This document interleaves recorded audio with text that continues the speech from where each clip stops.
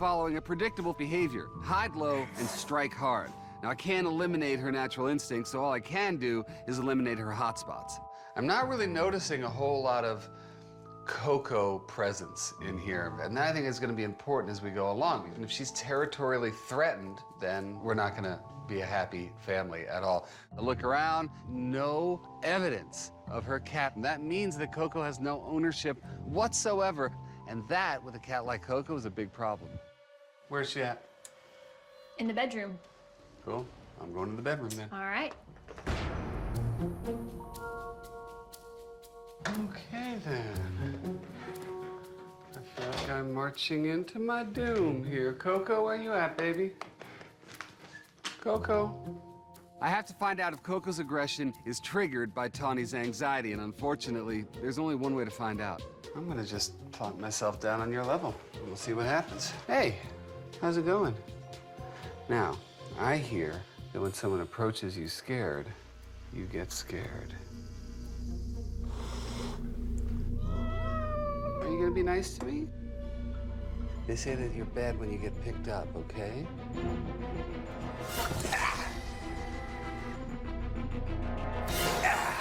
Damn, that hurts. Soon as Coco picked up on my nervous energy, she started to get herself into a defensive ball. She started with the low growl. And as I came in, more and more, even shaking with my hand, finally, bang, she hit me. Although I totally sacrificed my hands to Coco, I got the information I needed. She struck out at me specifically when I came at her with nervous energy.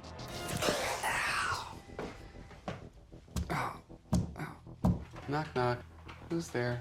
Angry cat. Yeah. It was time to call Brandon into the room, because at that point, I wanted to see if it was even at all possible that he could calm her down. I think I need a paramedic. Oh. Is this kind of normal? Yeah. I can go ahead and try and pick her up if you want me to. Really? Yeah. You just have to be fast. Go for it, man. Okay. Go, it's okay. Usually I'll let her see who it is. Let her smell me. Look at that. She knows I'm gonna pick her up. He scoops her up, and you see that bond. You see that 10-day-old kitten being saved by that fireman. It was pretty cool. Come on in. All right. So, let me ask you something. It's so funny, you won't even come in. I'm like, okay. Do you feel like it's possible to have that level of calmness with her? I mean, I will certainly try. I see a territorially threatened animal. I see one who has that feral in her, for sure. And now we have to work on a few different things. And let's go on inside and talk some homework. Awesome. All right, come on, guys, let's go. I was a little shocked to come in there and just see Brandon just calmly petting the cat, but... You could have done it too. That's what Jackson's trying to tell you. I know, but... Just the way you approach her. I don't have bravery like he's brave. I'm gonna use some fighter lingo here. At the scene of every fire, there's only one guy in charge. There's the captain in charge, kitty captain here. That's you. You gotta call the shots. Everything that Brandon does with this cat is gold, and he's gotta pass that on to Tawny if she has any chance whatsoever of having a trusting relationship with Coco again.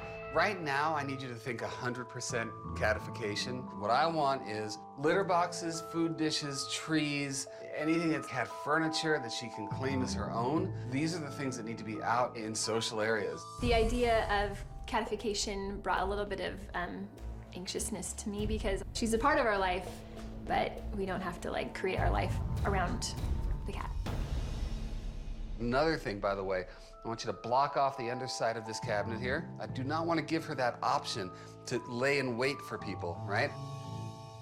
All right, guys, if you have any questions at all over the next couple of weeks, you call me. It's an important time, okay? All right, thanks, Jackson. All right. This is kind of it. I have anxiety living in my own home.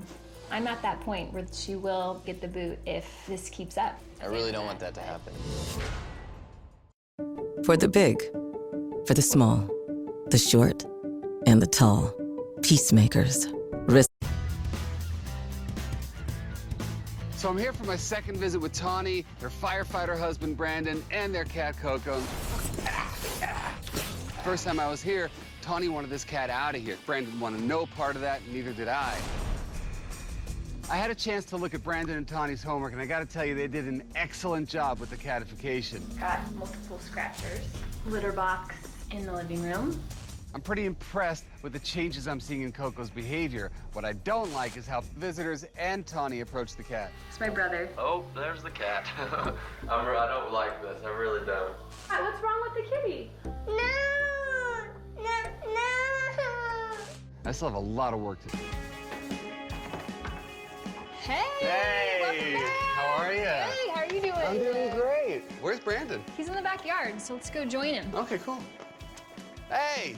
Hey, Jackson, how's it going? How are you, man? What's going on, Jackson? Good to see you again. Good to see you, too. So, tell me, how are things in the world of Coco?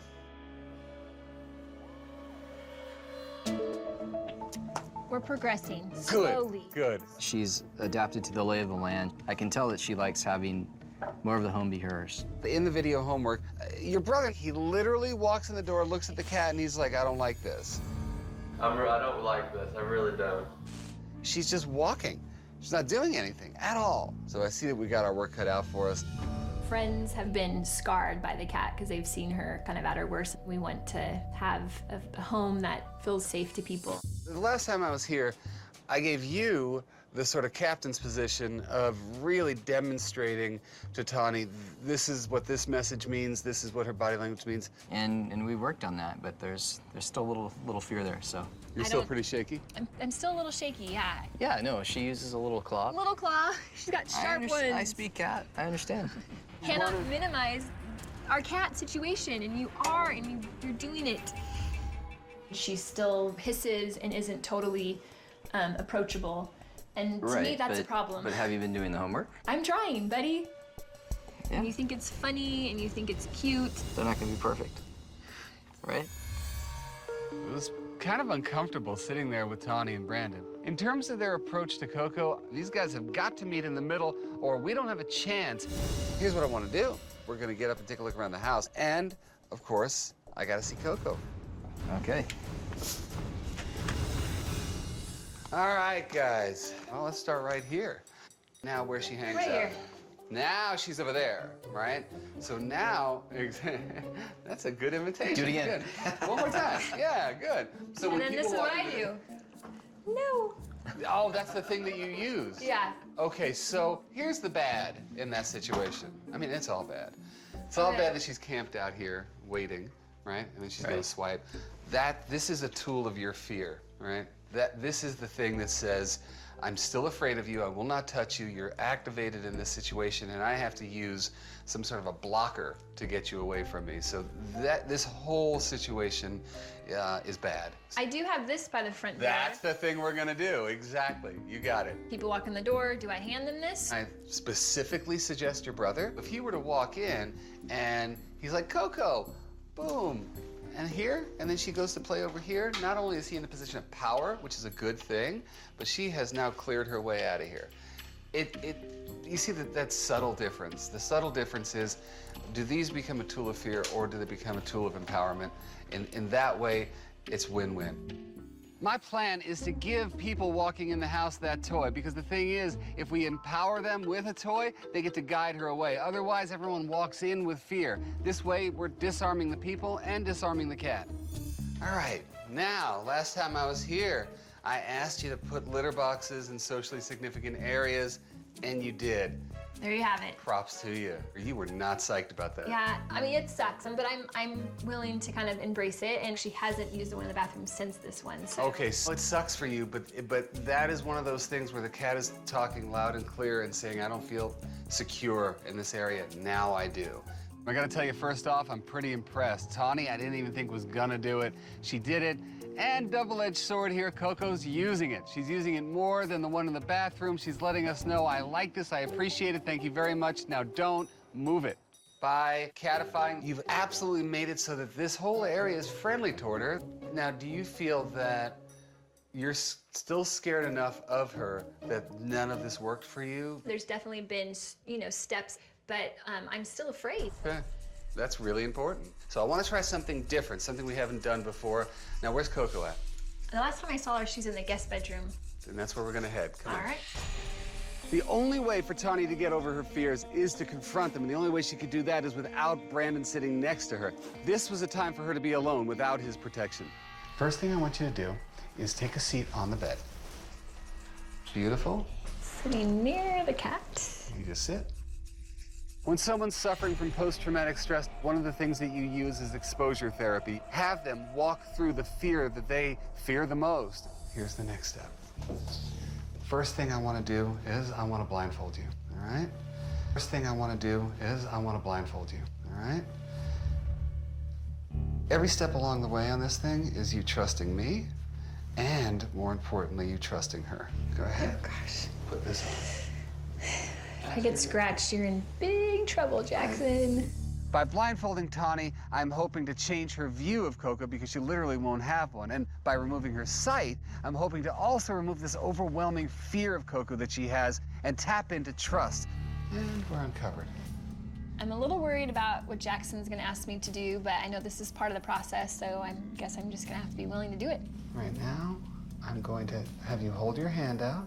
Put your hand down like this. I'm going to put this tune in your hand. The last time I was here, I got beat up pretty good by Coco. And the damage was pretty evident, and Tawny got to see that evidence. So this time around, I had to take a risk. Just approach her with it. Closer. Okay. So right now you look tense, so relax. Relax.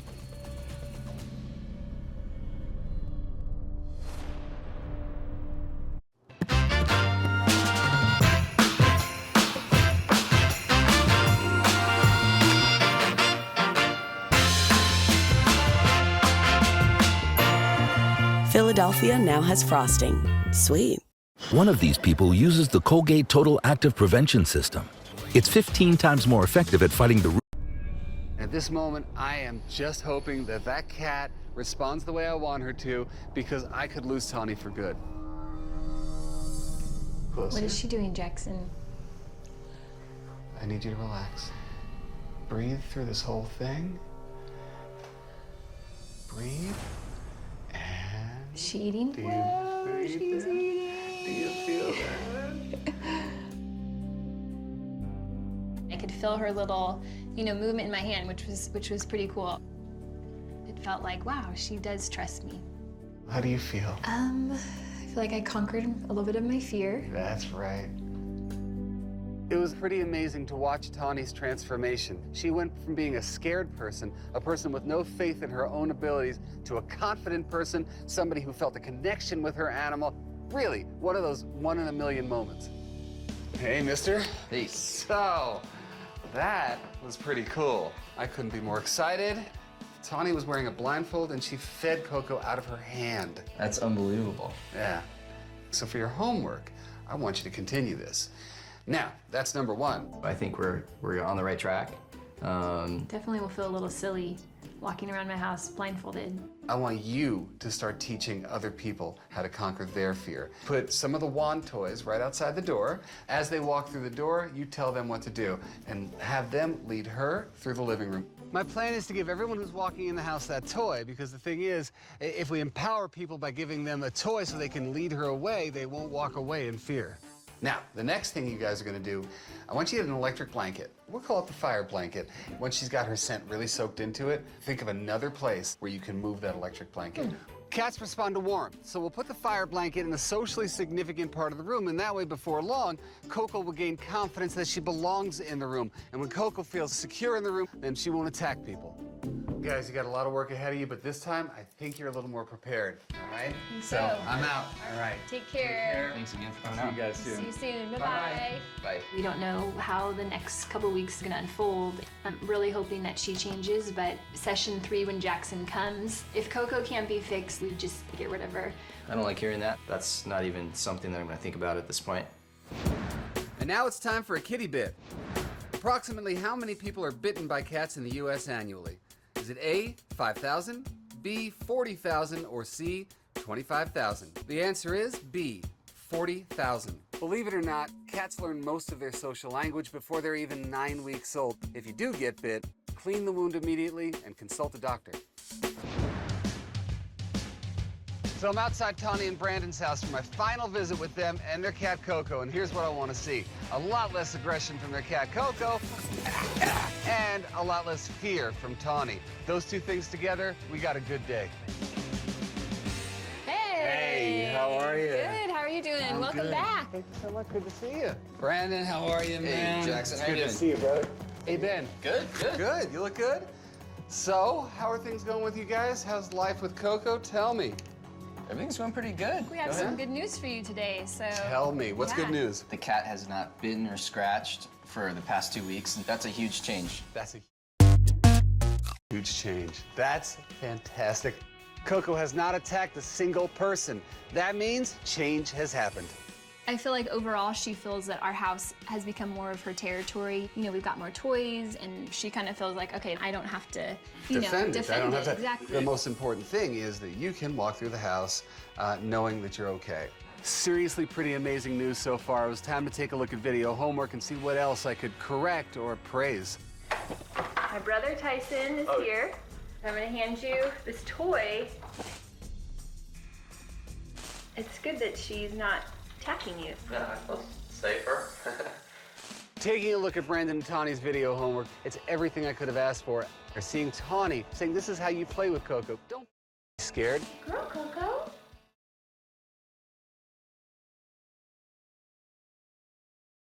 The video homework shows Tawny practicing her Face Your Fears blindfold exercise. Anticipating Coco's cues without being able to see her is a huge step for Tawny. Coco is enjoying her heating blanket. I gave Tawny and Brandon the fire blanket assignment. Warm blankets create comfort and security. I'm seeing Coco sitting in the middle of the living room, free from anxiety. Look at that soft look. What do you think? I'm so proud of you. I don't want to sound goofy about this. There's just a sense of pride, like, wow, we saw progression, and that's exciting.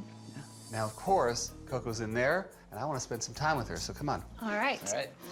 I want to see Coco and Tawny interacting in a way that I didn't think was possible a few weeks ago. I know that she's got it in her. I just want to see it with my own eyes. I actually want you to just reach out, mimic what Brandon is doing right now, and just start petting her. If Tawny brings fear, it's not just a matter of her getting bit. She's going to set Coco back a few steps also. It's so important that she take all the lessons I've taught her and bring them to bear in this very moment. Together, your love turned the whole world on its head.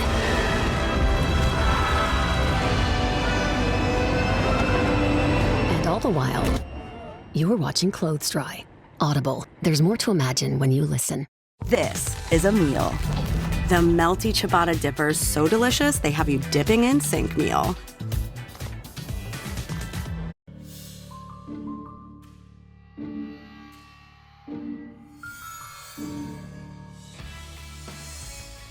There you go. Look at that.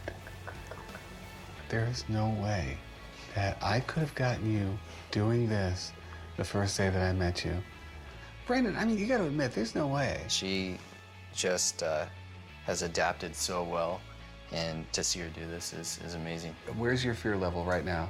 I feel pretty confident right now. This is pretty incredible. When Jackson first came, I was just afraid of my cat. I think I'm a little too scared. Toning down, my senses and my fear help her just become more calm. Now I feel like I'm not in danger. So I got to put the question to you before I leave. At this point, are you comfortable keeping Coco? We definitely want to have her, keeping her inside with us. Good, man. That's fantastic. Wow, are you kidding?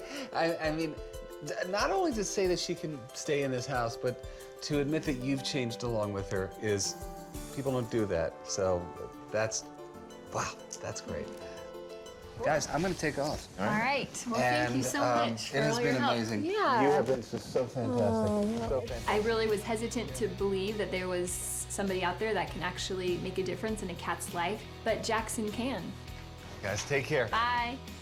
Our relationship in general has become better because the cat has some hope. Tawny's a lot less anxious. The fact of the matter is, happy wife, happy life. So, thank you, Jackson.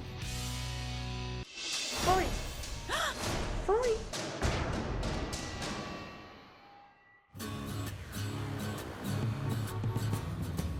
in Austin, on my way to go see Joseph and Ruth about their cat Foley. Now, in all my years, I've never heard of this before. The cat has night terrors. What that means is that in his sleep, he flails, throws himself off of wherever he is. Not to mention the cat is attacking the couple while he's in the midst of an episode. I have got to get over there right now. I'm Joseph. I'm Ruth. We've been married for a little bit over a year. We are both graduate students studying music here in Texas. We are the proud parents of Foley, and he is currently suffering from what we call the night terrors. Foley! Whenever Foley falls asleep, he will just launch himself. It's like a slingshot. He has flung himself into our coat rack, into the computer desk, and he'll end up flinging himself off of the ottoman, and he'll hit the floor pretty hard. It's been going on about a year, a little over a year now. It looks like he is trying to kill something. If he can grab onto something, you know, he'll pull it in and he'll kick it with his back feet. The first time I got scratched, he latched right onto my arm, and I mean, I had, you know, scratches and blood all over me. One time, his nail, like, snagged on, like, a vein. My arm was just streaming blood. Every time we take him to the vet, when we tell him that we think the cat's having nightmares, they just like, oh, I've never heard of that before. That's so strange. Wake up. I do feel like I sacrifice a lot when I'm on, quote, Foley patrol. I'll sometimes get frustrated with Joseph when he gets frustrated with the cat. We'll definitely get really irritated with each other. When one of us has to put our work aside in order to watch Foley, and you know, when we're both under a deadline, sometimes I do get pretty pissy. There's definitely still continues to be disagreement about letting him in the room at night. I'm absolutely terrified that he's going to seriously injure himself. That we're gonna come home and that he's not going to open his eyes. Hey, guys. Hi, Hey. how are you? How are you? Jackson. I'm Joseph, nice to meet you. Hey, Joseph. I'm Ruth. Tell me about Foley. He's having these night terrors where when he's sleeping, he'll start out twitching a little bit, and eventually it'll turn into like full on, like he's trying to violently attack and kill something. And he'll throw himself off of whatever he's sleeping on. Or if you're sitting by him, he'll latch onto you and start scratching you. That's awful. Because of that, we can't really sleep in the same bed anymore, because in order for her to get good sleep or for me to get good sleep, one of us has to keep Foley sort of corralled. You guys must be sleeping like cats with one eye open. Yeah. That can't be good for you guys. No, not really. Ruth and Joseph strike me as being just completely energetically and physically depleted. I can't even imagine the stress of your cat constantly being in danger of killing himself or you. The vet has completely ruled out epilepsy or any type of neurological cause for his night terrors. How old is he? He's 14. Every single time he falls asleep, he throws himself off the bed. He hurts himself. He latches onto their skin in this complete unconscious terror. I've never even heard of this before. I don't even know where to start. Has he injured himself? There have been times where it'll take him like a minute or two to like sort of regain himself. If he flung himself off of something and it ended up killing himself, I don't think I could live with that if I wasn't there to help him, you know. What if, you know, he bends in the air and, you know, lands on his neck? That's not a what if, that's a when. Yeah. That's a when.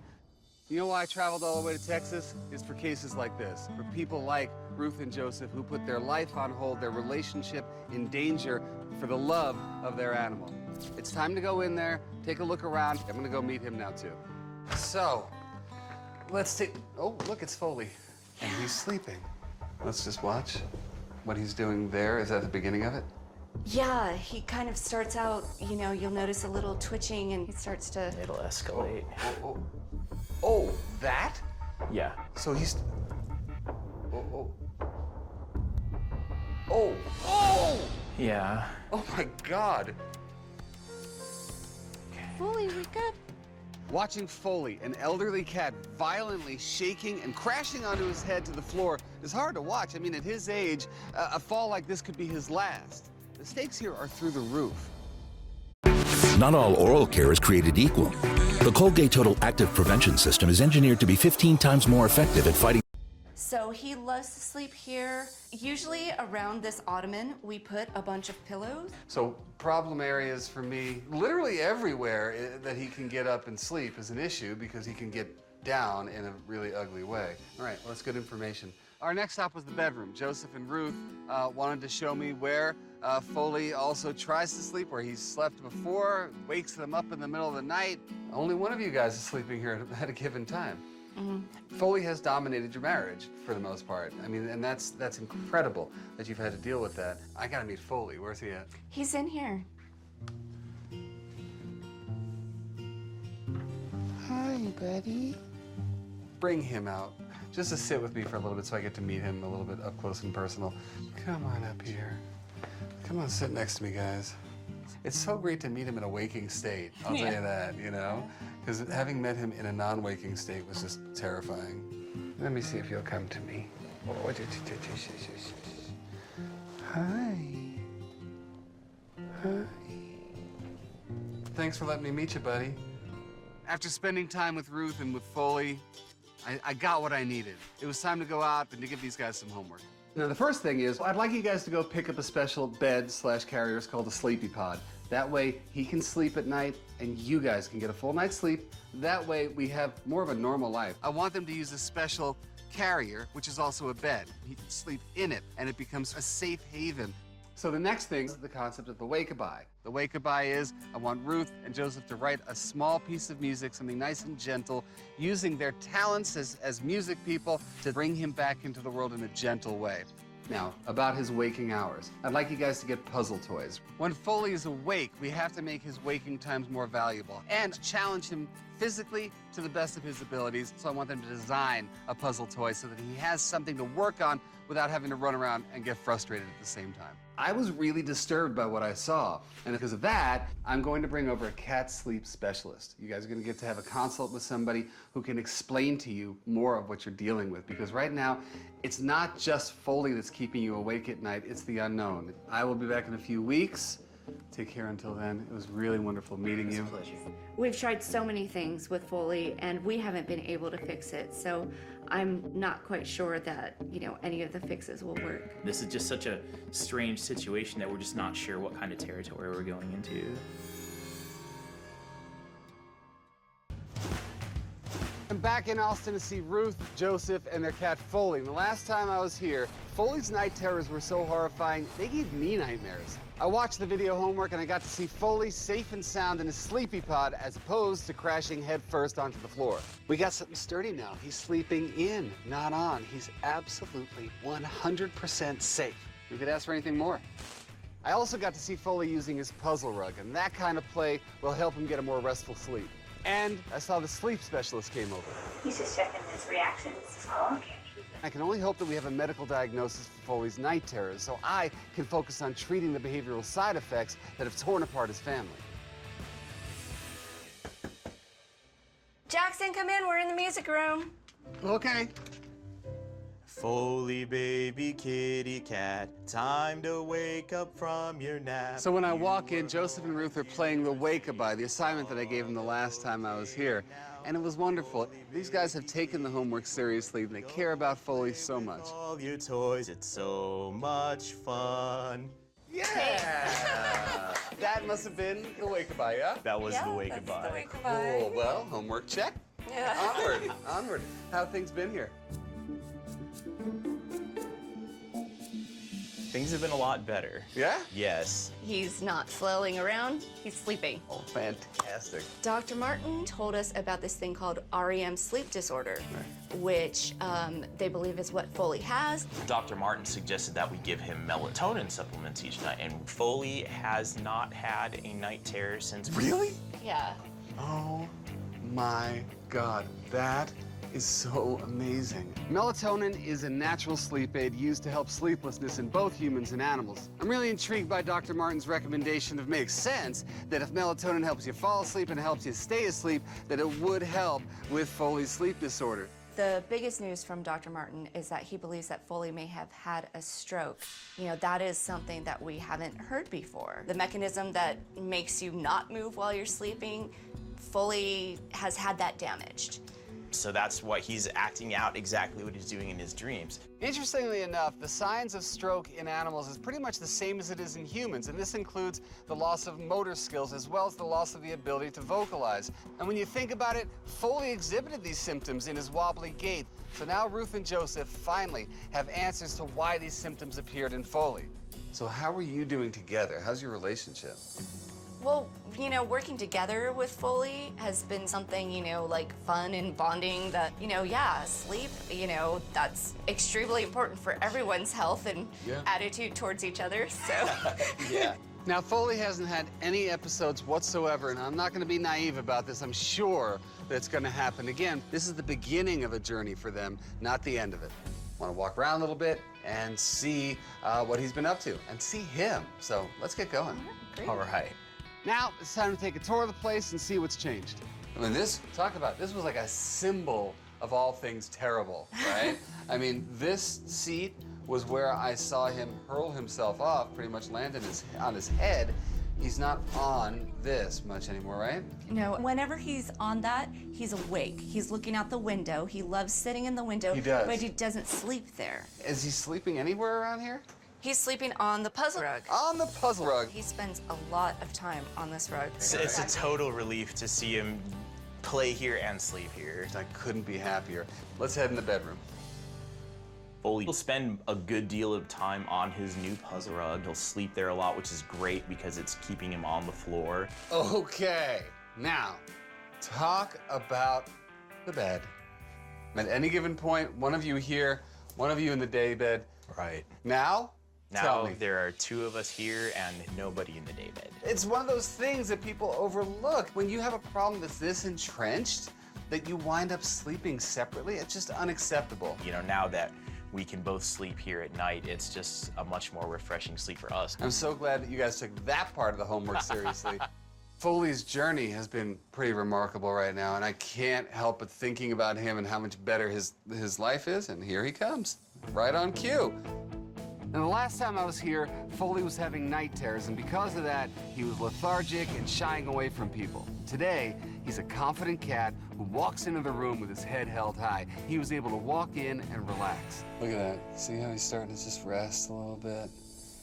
His ability to rest right now, to close his eyes, is a sign of confidence. I can tell you where he's come and where we need to get to with him. We've still got some work to do, all right? Foley has made amazing strides. At the same time, the humans still have a lot of work to do. And with that, I had to give these guys some homework. We know now we're dealing with a stroke. Ruth and Joseph have got to become students of stroke. Not just about what causes it, how to rehab it, how to use play and enrichment activities, because he won't be able to recover without their help. Humans and animals have very similar symptoms when it comes to strokes. So let's take those human rehab approaches and bring them to him, okay? Now, what we did with the play mat, that's rehab. That's getting his mind and body working again the way a cat should. Take that as your starting point. What more can you do? I want Ruth and Joseph to find new and creative ways to engage Foley. Things like the play rug, which will help rehabilitate and stimulate both mind and body.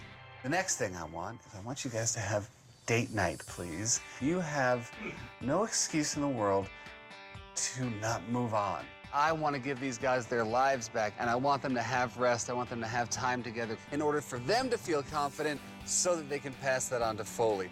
On that note, you got a lot of work to do still. Even though we've been able to help Foley with a lot of the sleep behavior, the stroke looks like something that we can't do anything about, and that it could happen at any time, and just the thought of that is terrifying. Guys, great work today.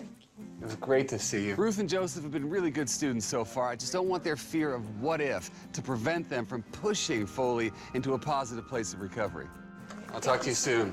Bye. Bye-bye. All right, I'm back in Austin for my final visit with Ruth and Joseph and their cat, Foley. Now, when I first met Foley, his night terrors were unbelievable. But since then, Ruth and Joseph have got him on medication. Now he's getting a good night's sleep. Now, I watched their video homework. I got to see Foley getting his mobility back, and I loved that. I also saw Ruth and Joseph having date night. Date night dinner. I love the fact that they're getting their life back finally. Now, going into today, I can only hope that this nightmare life they've all been living is finally behind them. Hey, Well, Jackson. hello. How are you? Man, it is good to be back here. I absolutely find myself missing Austin terribly. Tell me something, guys. How are things going here?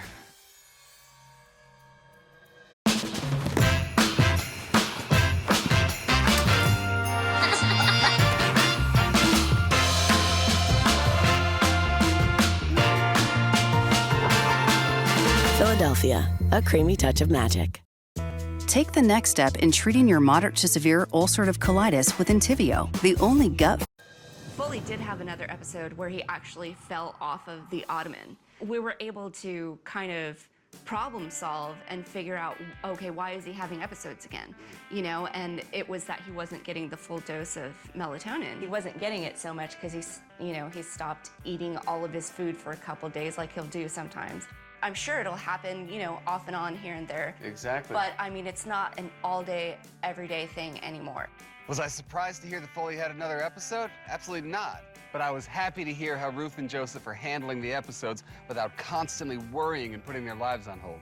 What else? The rehab is really working great with him, and his mobility is actually getting a little bit better with that. So, yeah.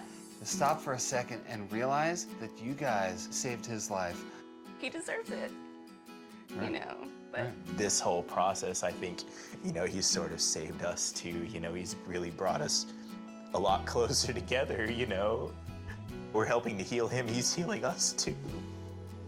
Now that this situation has been resolved with Foley, we have the energy and the space to focus on our relationship now. I think there's a lot more laughter and fun around here in general.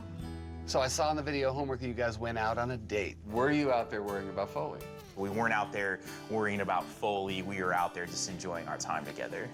Oh, sweet. Everything was wrapping up beautifully with Ruth and Joseph. The problem was I hadn't seen Foley all day, so I wanted to see him for myself. Oh, hello, my buddy boy. Hello, my buddy boy. Oh, he looks so much better. Now, the first time I got here, you want to talk about a nightmare, and it wasn't just Foley's nightmare. It was Ruth's, it was Joseph's, and it was mine. We were all powerless, and now we got the knowledge, and this little guy's got his life back. He's sleeping, he's playing, and man, that's music to my ears.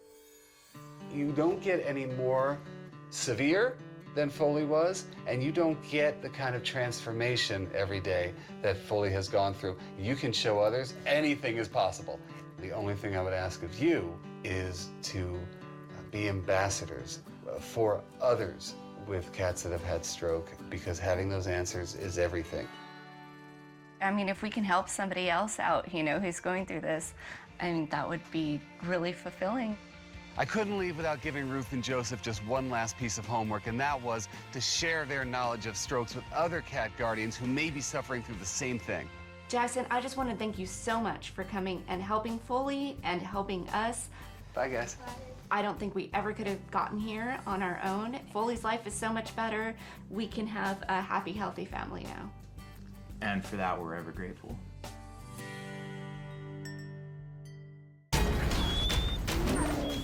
I have a cat named Puma. He's 10 years old. He lifts his butt into the air, so he is coming out like a fountain. He pees on my clothes, he pees on my pants. I am 9 weeks pregnant, and now I can't change the litter box. Johnny has a sensitive gag reflex. He's gone, if Jackson can't fix it. Riley has FIV. FIV would mean that his immune system is low. If Riley does bite Mia, Mia could be contaminated with FIV. It's causing a lot of tension between us. He starts to yell and he gets agitated. We're probably gonna end up giving up Mia. I want you to help us.